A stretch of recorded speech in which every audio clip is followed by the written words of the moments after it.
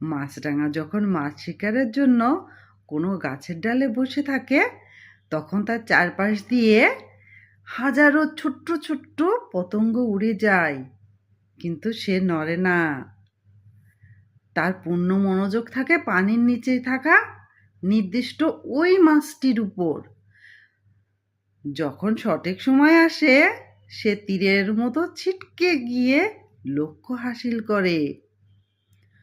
সফল হতে হলে মাল্টিটাস্কিং এর চেয়ে ফোকাস বা একাগ্রতা বেশি দরকার।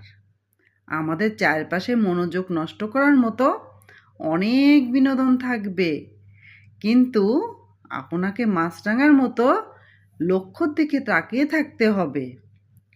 ডানে বামে না তাকিয়ে শুধু নিজের টার্গেট আঘাত করতে শিখুন।